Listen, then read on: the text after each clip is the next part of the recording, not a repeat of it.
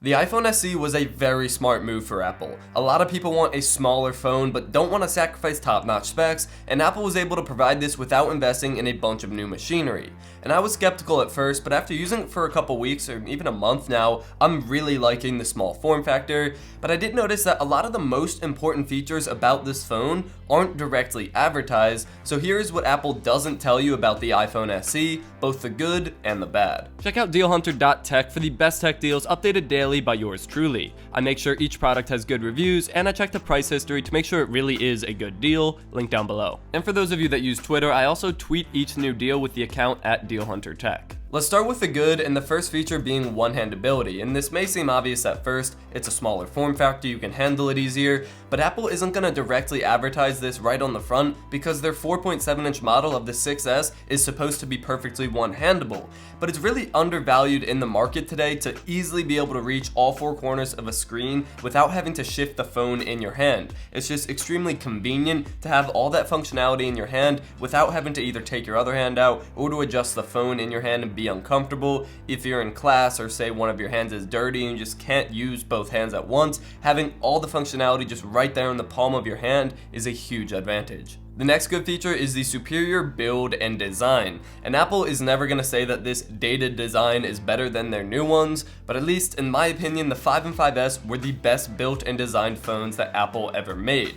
I don't know exactly what it is about it. Maybe it's the glass and aluminum combo, maybe it's the straight edges which offers a better grip, maybe it's the chamfered edges which just makes it feel and look very premium, but this design, in my opinion at least, is hands down the best one that Apple ever made. And I am rocking a slick wrap skin on the back there. It's just a red skin, but I think it adds a nice little bit of flair. I'll leave a link down below. But yeah, I don't know what keeps making me gravitate back towards it. Maybe it's the circular volume buttons. Just everything feels very cleanly put together and just right in your hand when you're holding the iPhone SE or 5 or 5S build. And the next good feature is the better keyboard. And when you first pick up the iPhone SE, most of you are probably used to a bigger phone and a bigger keyboard. You'll be like, this keyboard is way too small, I can't type on it.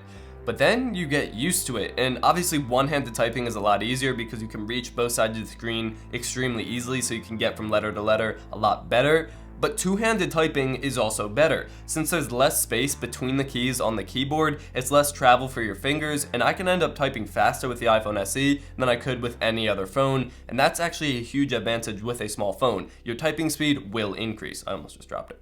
Now let's move on to what Apple doesn't tell you about the iPhone SE that isn't great, and the first thing is the display. This is the same display that was in the 5 and 5S, so with that you get a lower resolution like Apple advertises, but what you don't see on the website is there's also a slight color shift. When you tilt the phone and you look at it from a different angle, everything looks a little bit more blue and the colors are definitely shifted, and it's not a great viewing experience, and it's not that bright. Now it's advertised to have the same brightness as the iPhone 6 and 6S, but I don't know how true that is because in direct sunlight, I have a lot of trouble viewing this phone even at full brightness.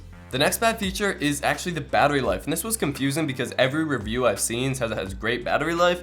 That's just not my experience. Most often I have to plug it in before the end of the day. Very rarely does it last me all the way, and if it does, it's at like 3-4% before I'm plugging it in. So it's just something to note that if you use your phone a lot, you definitely do need to worry about your battery life and what you're using on your phone throughout the day. The next feature is a quick one. It's using the older version of Touch ID. So if you're used to the newer version where it's just a quick tap and you're in, this is significantly longer. You have to hold your thumb on there for like half a second. Really no big deal, but you do have to get used to it. And the last bad feature is definitely nitpicking, but it's the vibration motor. So in the iPhone SE is a vibration motor, in the iPhone 6S is a taptic engine, and basically the difference is in the SE and the vibration motor, it's literally a motor spinning back and forth and shaking the phone. With the taptic engine, it's just vibrating back and forth between magnets, and theoretically they give the same exact intensity of a vibration, but the iPhone SE is a lot louder and more significant and just more intrusive, where the 6S is just a slight subtle vibration, but you can still definitely feel it, just not quite as loud. And again, this isn't a big deal, but it's actually the first thing I noticed when turning this phone on.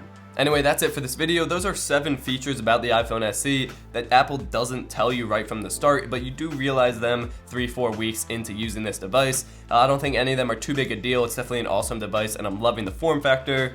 That's gonna be it. Thank you for watching. Subscribe to see more content, and as always, stay classy.